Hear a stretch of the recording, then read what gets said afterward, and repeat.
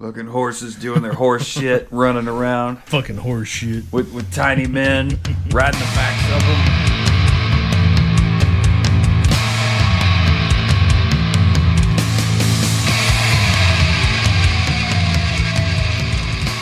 Yeah, we're gonna have to thank. I'm gonna have to thank Miss Katie for making that chocolate peanut butter fudge. She's like, oh, it's not the best, but I don't know. Welcome back to the Savor the Burn podcast, a podcast of cocktails and rock tales. I'm your host, Jonathan. Across the table from me is Mr. W2. This is where he says hello. Oh, hey. And Fat today, down some fudge.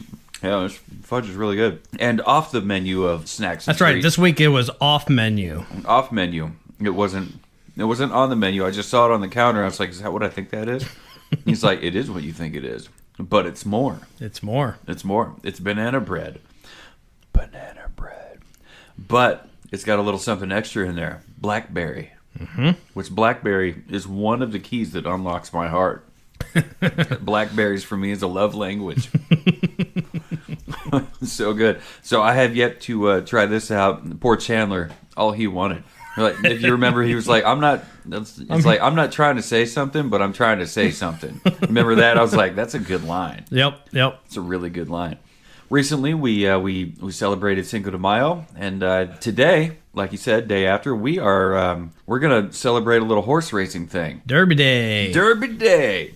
So we brought our ridiculous hats. Mr. W2, his wonderful wife, brought down a choice of 5. You had a construction Bob the Builder style hat. Mm-hmm. Had Woody's little cowboy hat. Got a graduation hat with a light blue tassel. Mm-hmm, mm-hmm. Looks specific, like maybe somebody graduated. And there's a witch hat. A witch hat. But you chose... I chose the firefighter hat. Firefighter. You said little man wears it backwards with the bill out front, just like everybody. All the kids in his class, yeah, they wear it backwards because, the bill goes in the front. So right. it makes sense to a toddler. Mm-hmm. Yeah. I've tried multiple times. Son, your hat's on backwards. Mm-hmm. And he corrects me. He's like, no. Right. Well, if you're a firefighter and you're running in a burning building and you're dealing with hot ashes and embers falling on you, you're going to want that bill down the back of your, covering the back of your shirt, your jacket. The last thing you want outfit. is hot coals, hot anything going down your back. That's a big no thank you for me. Yep. I don't want that. But, yep, we have our ridiculous hats. I tried wearing my girlfriend's ridiculous hat. I tried putting the headphones on, didn't work. Like, put the headphones on and then the hat didn't work. So then I thought, well, maybe I'll just stick the headphones on top of the hat. And it worked just the way I thought it would, which is 100% does not work. But at least we got a fun picture out of it. So to celebrate the Derby Day, you decided you were going to make us a mint julep. Tell us about this. It looks beautiful. Talking with my sister this last week, she reminded me with Cinco de Mayo coming up, I was telling her all about what all of our Cinco de Mayo plans were. And then she, being from Knoxville, Tennessee, reminded me, well, don't forget Derby Day. Mm-hmm. I'm like, oh, when is that? May 6th. May 6th. Oh, day after. Okay, well, game on. So, yeah, in celebration of Derby Day, we've got ourselves a mint julep. And what better? There's a lot of bourbons we could have chosen. And actually, my first choice and my first thought was to revisit that Sweetens Cove, Tennessee. Mm-hmm.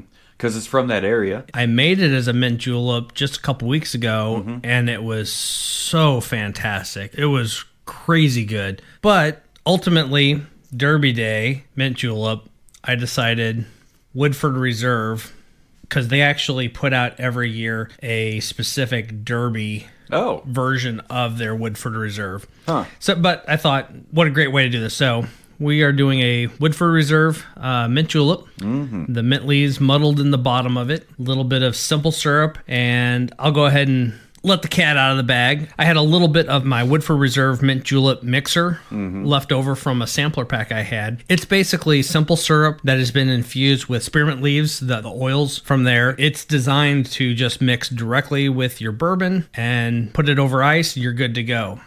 I feel like for a mint julep, you have to have actual mint leaves in it. So I didn't have a whole lot left. I only had about a half ounce total left. A little less than a half ounce. So I put that in there. I then topped it off the rest of the way with simple syrup, which if I was making it without this mix, that's the way it would be anyway. You would muddle the leaves in the glass a little bit. You would put a little simple syrup in there, continue to muddle a little bit more, add the ice, pour the bourbon on top of it, give it a nice stir, add a little bit more ice as needed, and call it good. This just kind of helps jumpstart that a little bit. So we should get a little bit extra spearmint flavor in with our mint. And then I topped it off with a nice dehydrated lemon slice and garnished with a sprig of mint. Yeah, I thought they were orange slices. Looking at them, I don't know why I thought they were orange slices. But when you pop the top and you're like, "Isn't this intoxicating?" And I smelled it, and it's like, "Holy Jesus!" It's crazy how much lemon, really the concentration of lemon on the nose when you pop the top off that vacuum sealed container. Is incredible. Yeah, and you just kind of put that in there. You put you put a sprig. You did it again. You put a sprig of for those that are listening. A couple episodes ago, we had the problem of our cocktail glass sticking to our coasters that come in with every sample pack. Every sample pack of spirits that you order from Flavier.com comes with a little coaster. Yeah, and which is a really cool gift that they throw in there with it. It's like some kind of stone. I think it's like a ceramic. Yeah, like an unglazed ceramic. Yeah, so like for whatever reason, the bottom of the sweating condensated cocktail glass kind of sticks to it, makes a little vacuum lock to it. You pick it up, you pick your glass up, the coaster sticks to it, and then it slides off, and it makes a little sound like thunk on the table that the microphones are mounted to. But whatever. So that's all that. But yeah, he's got the dehydrated lemon slice in there, sprig of mint for garnish, and I think we are off to the races here. So let's try this real quick. Cheers. Cheers.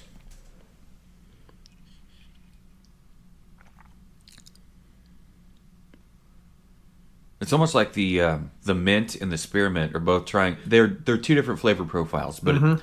It almost seems like they're both trying to it's just like the damn races. They're trying to fight for lead position in the flavor profile on these things.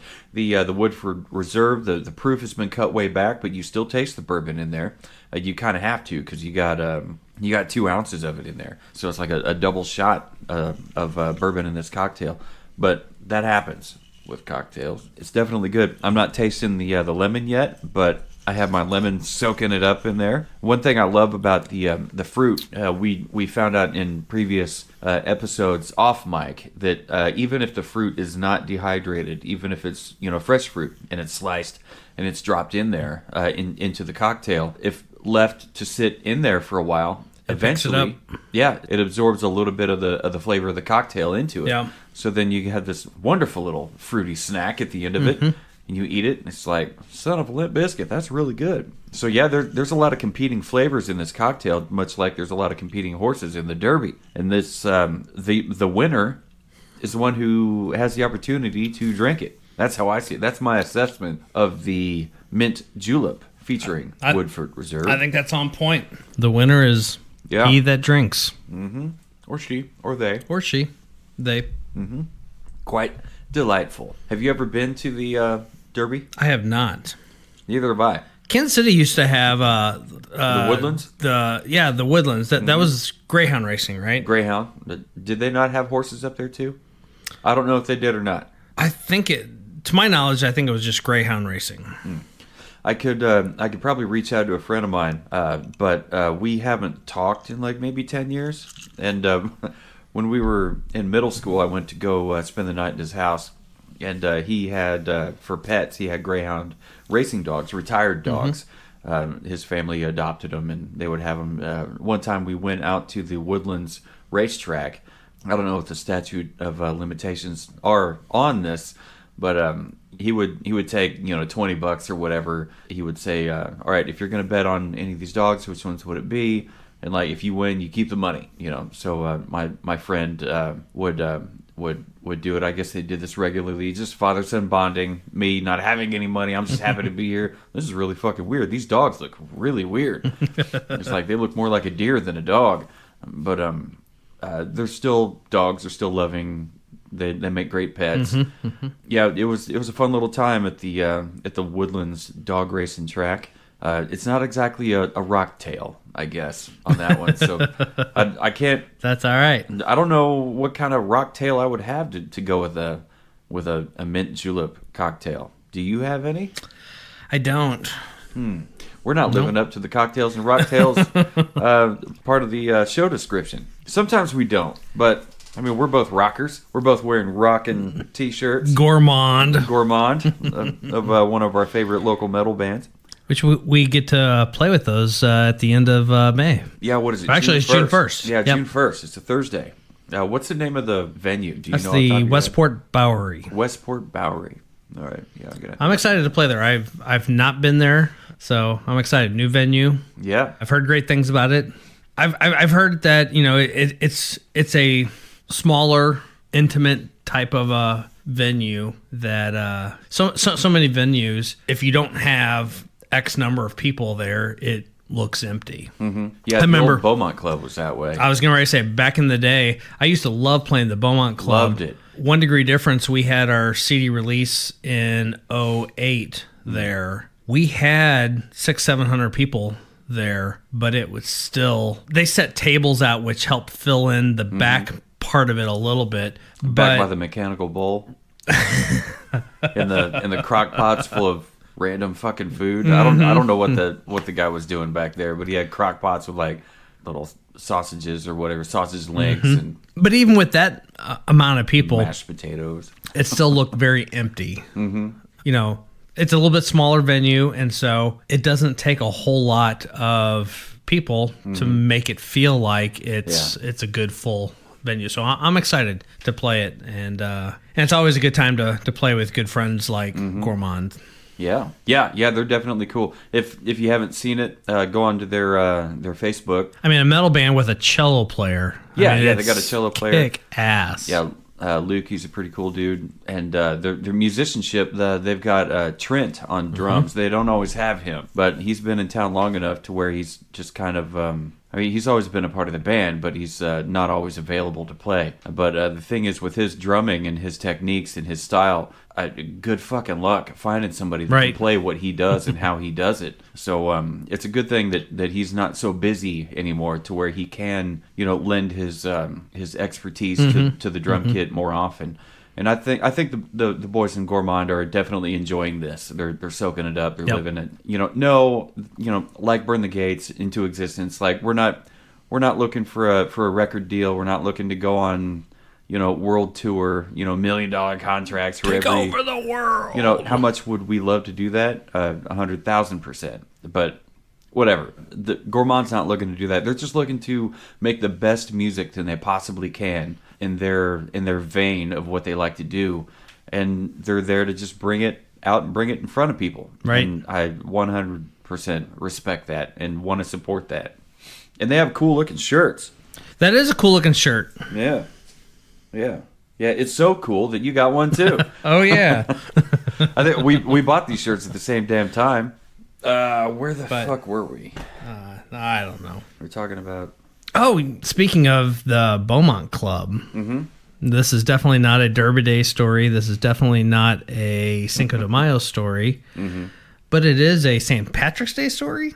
All right, yeah, a little throwback to St. Patrick's Day. A little throwback. Hopefully, we'll have Mitch on again soon. Definitely, as much as we talk about Mitch. yeah, he's got to come back. Hopefully, he's got a pair of headphones that work. I think when we had him on last time. He was borrowing a set of headphones, and it was missing parts. Right. I guess working. I guess apparently the kids these days, of all the gaming that they do, it's become a standard practice to just rip one of the ears off because you only need the one ear to play your game and talk to your team. And I don't know why you wouldn't want that stereo experience, but apparently it's a thing where you rip off the left ear and keep the right ear on, and it is what it is, I guess. But anyway, the Beaumont Club, this would have been probably either 07 or 08. 98.9 The Rock asked 1 Degree Difference to play the Beaumont Club for their St. Patrick's Day show.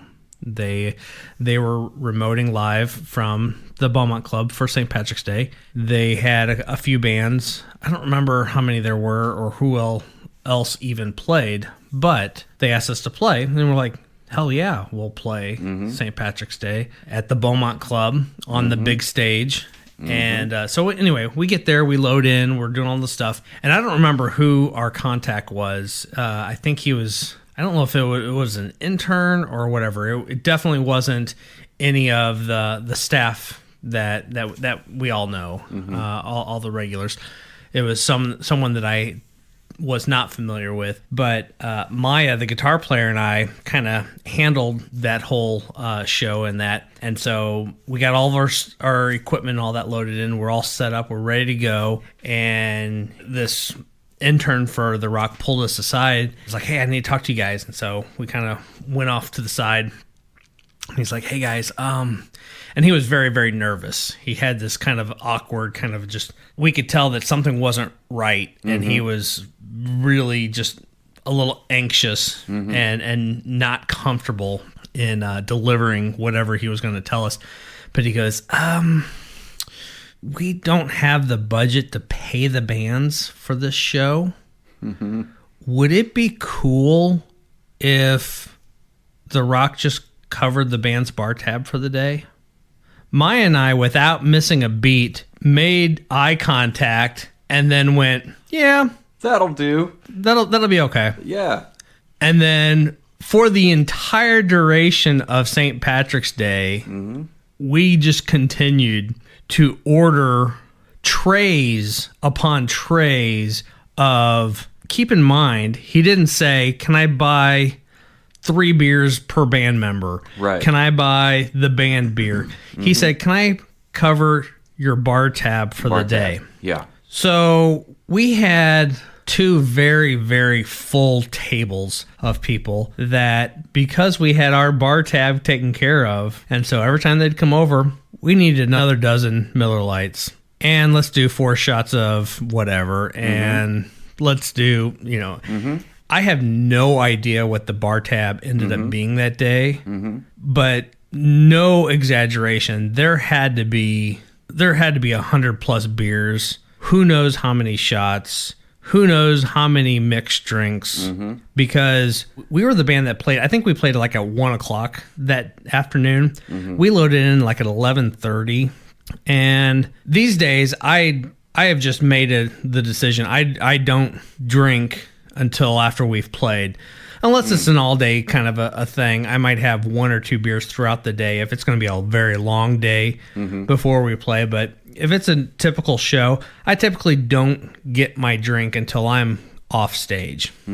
I just find that I perform a little bit better these days.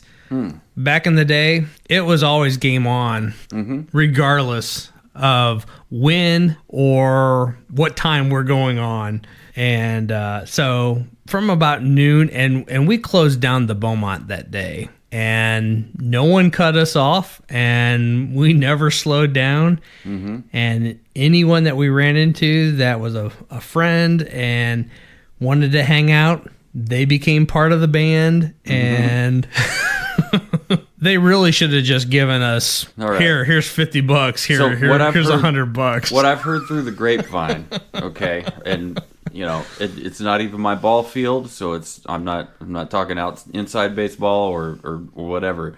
But from what I've heard, that guy, the intern that was either paid like some kind of associate fee or not even being paid at all, was given, we'll just say, an envelope of money to pay bands, to pay the support, the artists, or whatever it is. and he had done this regularly. He thought he could get away with keeping that money and just, pulling a little switcheroo. Like, how much can these guys really fucking drink? I'm thinking, 5 or 6 beers per band member. They'll play it cool. They'll be professionals. Well, he completely miscalculated that thing. And so, like, when that came to light, when 98.9, when KQRC had to pay that bill, they came to him asking, what the fuck? And that guy got in so much shit, fired, gone. Yep. And it was not the current program director, and I don't think it was even the one before him, but it was the one before him. It was like two or three program directors back. So you said this was what, This has been 07 or 08. 07, okay. Yeah. Okay. So it wasn't 2, it was like maybe one program director back. But that guy's quickly no longer with the company. And so, anybody I know, they know of the guy, but they don't know him. And like I said, we had 2 very full tables of family, but not even talking about all of those, but just in the short time that you've known our good buddy that we continually bring up episode after episode, Mitch was right there because he was one of our faithful that was always there to help load gear in and whatever. Mitch enjoys a drink. Mitch and I alone made a dent in that bar tab. I bet. Yeah, one of the things we tried with Mitch was that Quiet Man. The Quiet Man. And I recently realized in my Facebook memories, thank goodness for those, because I don't remember it. One day I'm grilling out in the driveway, as I do, and I had some Quiet Man Irish whiskey in a mason jar. And I asked Facebook, I'm like, is this what people do? We drink whiskey out of mason jars while we grill? Whatever the fuck it was I said. I don't remember. Yeah, apparently 3 years ago, to the day yesterday, I think it was, I had already had Quiet Man. And that's awesome. I killed the bottle, so I definitely liked it.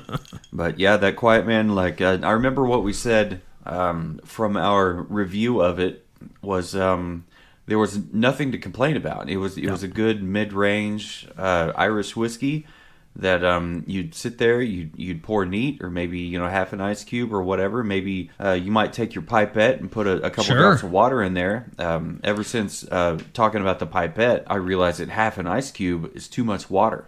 Yeah. So I may have to look into just dripping a few drips. Anyway, so like I remember our assessment was it's a great mid-range Irish whiskey. Yeah. There's nothing fantastic about it. There's nothing bad about it. It's super great. You sit there, watch the evening news, enjoy your whiskey, and you'd be quiet about it because there's nothing to bitch about. We enjoyed it, and we ended up talking about it for quite a while. Mm-hmm. So yeah, I was up at Stanley Station. My local store, they actually have a couple bottles of Quiet Man on the shelf. I'm considering going back and picking one up because once you try something that you don't think's half bad, it's not a bad idea to have. You might want to try it again. Yeah, that's what happened with that Iron Smoke. We had that taster that was really good, and listening back to that, we enjoyed it. And part of our assessment of that one was we needed a second pour. I really wish we had a second pour of this and the ability to make a cocktail out of it. So guess what? We did. I tracked it down and I found it, and that's exactly what we did. And you found that it wasn't just the one offering. They had a whole little variety of different things to try. What was it? Cask strength, a rye. Yeah, they have a cask strength. I forget what all they had. They definitely had a couple different things, but they had also just released a sipping cream that was a chocolate peanut butter pie cream. I hopped on Instagram because I know you posted it and you tagged Stanley Station. Yeah. Their store in the post. So I wanted to hop on real quick and see exactly which ones it was that they had for sale there. And I open up the app and I'm already logged into the Savor the Burn Instagram. And the first picture that comes up is your beautiful daughter. Oh, hey. Yep. Look at her. That's my little girl. Yep. She's cute as a button. Even Jennifer said that it's like his daughter's so cute. I'm like, yeah, she's really cute. All right, so they got something called Baby Blue Texas Rye 100 proof, and then just the Oh, wait, shit, this is That's the Balcones. Balcones. Yep. What the fuck am I doing? I just wasted time. Shit. Did you send me a picture of it then? Maybe I'll look in this. The Quiet Man? No. Well, more fodder for the editing room floor. Unless you want to leave it in there. It was pretty funny. Where were you before? Oh, yeah, okay. So they have cask strength, the original blended. They also have an apple pie bourbon. Mm-hmm. I think it's called Rattlesnake Rosie's Apple Pie Whiskey, which I think sounds fantastic. Yeah. It just makes me laugh because every time I think about apple pie, I think about a certain bar owner here in town and the apple pie moonshine shots he always had on sale. All right. Welcome to the Roxy. $2 moonshine shots. My guitar player Steven, he's so good at impersonating Kilroy. It's amazing. Yeah, when I think of apple pie, it's apple pie shine moonshine is what I'm thinking. So maybe I just now clarified the confusion I had way back when. Remember when? By the way, this is your piece of fudge here. I ate my sure? 3. Yeah, okay. Yeah. The Sweet Katie, she made some peanut butter fudge. There goes that lemon slice. She made some peanut butter fudge, and we were eating it, and it was so delicious. I fatted mine down pretty damn quick. You took quite a bit of that banana bread over there. Yeah, I haven't touched it yet. I'm about to though. I wanted to get through more of my mint julep before I went after it. Fair enough. But this mint julep is pretty fucking tasty. Are all mint juleps traditionally made with bourbon? Mm-hmm. Your mint julep is with bourbon, and your mojito is rum. The alcohol is white rum. Oh, okay. Main ingredient: rum, lime, mint, and sugar. Sugar. Yeah. Now that you say that makes total sense. Any closing thoughts on your Woodford Reserve bourbon or this mint julep that you made? The more times I have a mint julep, the more and more I just fall in love with it. It's such a fantastic cocktail. Mm-hmm. I'm now that the weather is warming up. Oh, I've started to get the deck cleaned up. I still need to get the pressure washer out there, and I want to spray it down and get all the tree buds and all that stuff off of there, and break out the cushions for the patio furniture and all that. Mm-hmm. Yeah, it's a beautiful drink. It's a very refreshing. Have Henry cut the grass, and I'll just sit on the deck and drink my mint julep. You put a mower in that boy's hands, it better be blowing bubbles out the side of it, man. You better not give that kid any kind of machinery. Now, damn it, you be nice to that kid. Yeah, that's really good.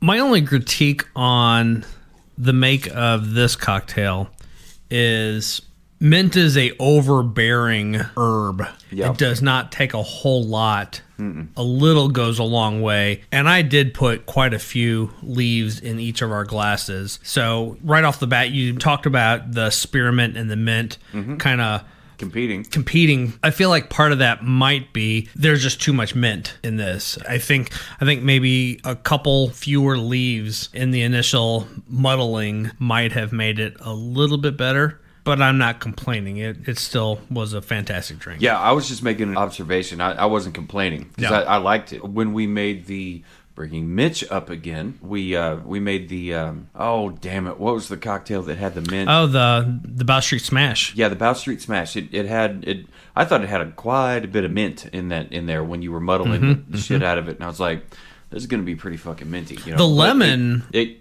really was lost in there for me. Yeah, I didn't really taste a lot of the mint. The lemon really overpowered everything else. Mm-hmm. Even the vanilla that we put in there. Right. There was a hint of vanilla, but vanilla. There was a hint of vanilla, a hint of the mint. In normal circumstances, vanilla is one of those things that very easily can take over and overpower any other flavors that might be in there. And it was a great cocktail, but there was so much concentrated lemon in that.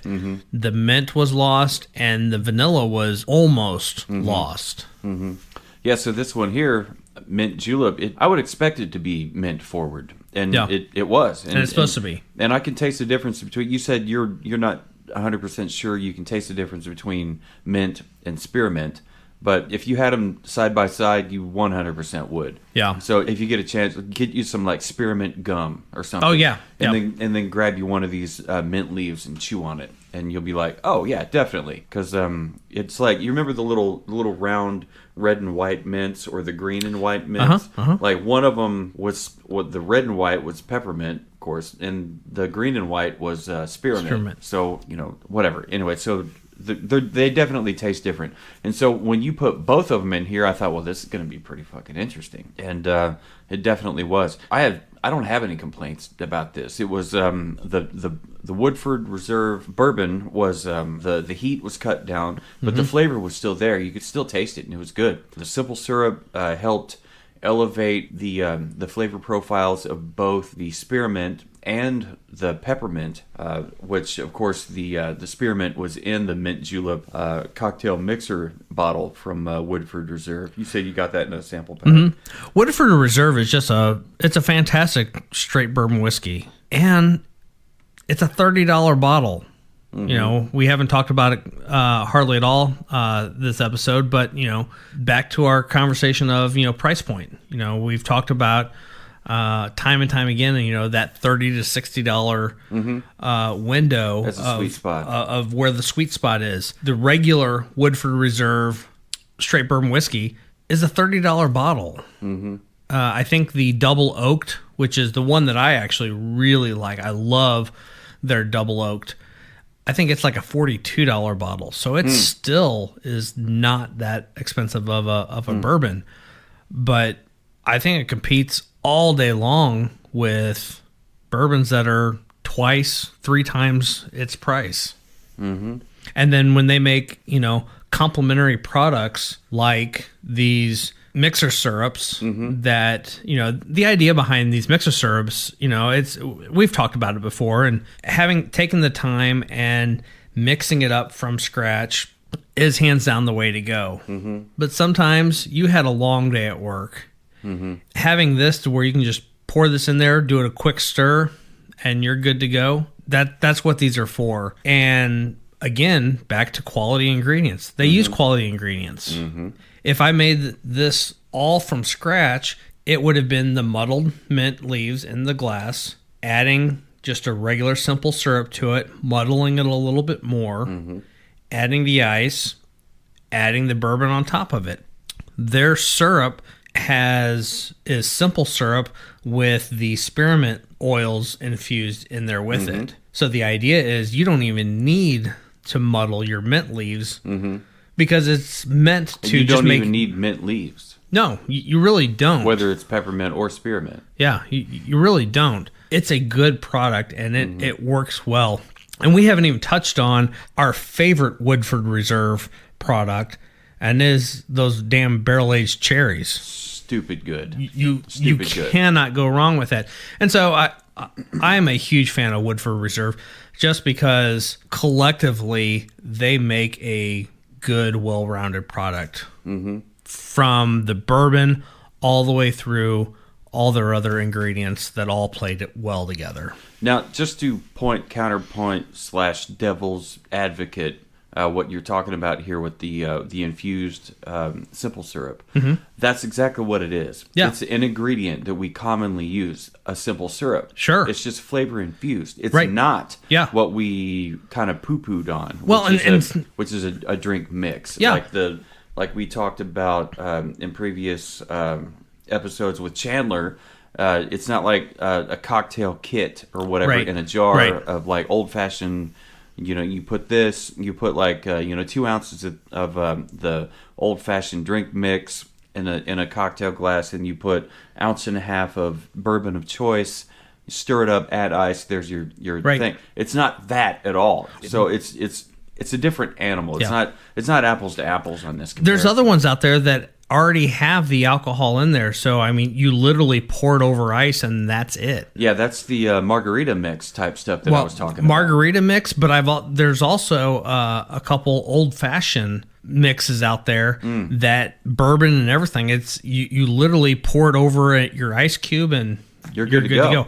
I've not tried one, but depending on who makes it, I might not even be interested. I hate to knock it before I try it, but at the same time, there's no way it's a quality bourbon if they're pre-mixing it.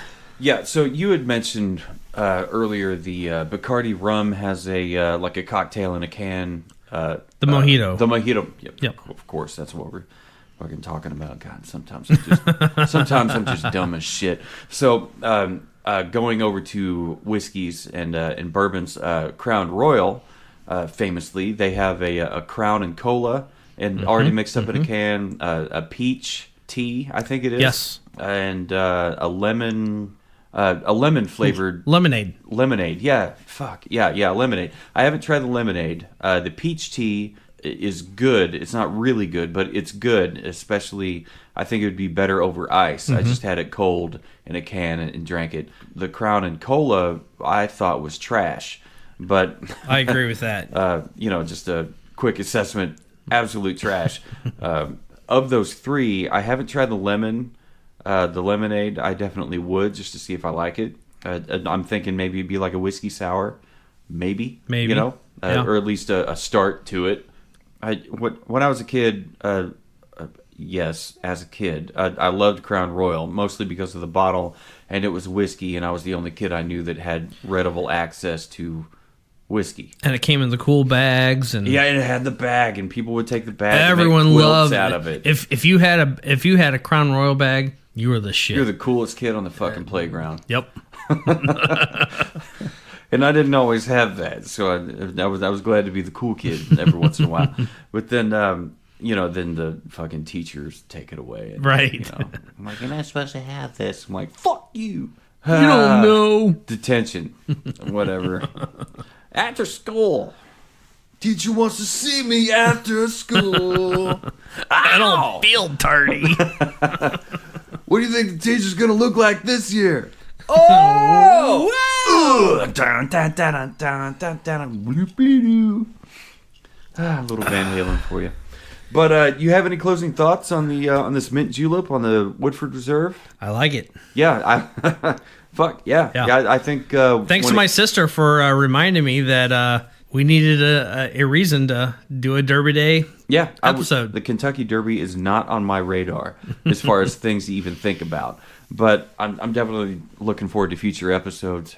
But until we get there, dear listener, we're going to wrap this episode real quick by reminding everybody to definitely check out savortheburn.com and check out all the updated news and information that we have available on there, including the liquor cabinet. Please continue to keep listening to us on your podcast app of choice, whether that be Spotify, Audible, Apple Podcasts, Google, iTunes, Samsung, Audible, and so many, many more. Please continue to follow us on all socials, including but not limited to Facebook, Instagram, Twitter, TikTok, YouTube. Search Savor the Burn or at Savor the Burn. And if you have questions, comments, concerns, you can email us, info@savortheburn.com. You can email me personally, Jonathan@savortheburn.com, or W2@savortheburn.com. And always remember, no matter what you're drinking, enjoy it. Share it. It's best enjoyed with friends. Absolutely. Now we're not going to come down on you with our criticism and poo-poo you for using a cocktail mix of some kind, a drink mix of some kind. If you like it, by all means, drink it up. Do it. I frequently refer to the wise words of one Corey Taylor from Slipknot: "Dig what you dig, man." So if you like it, that's all that matters. Who fucking cares? Enjoy it, like it, love it, have it, share it with your friends. It's a community experience. And no matter what you do and where you are and who you're with, don't forget, keep on burning.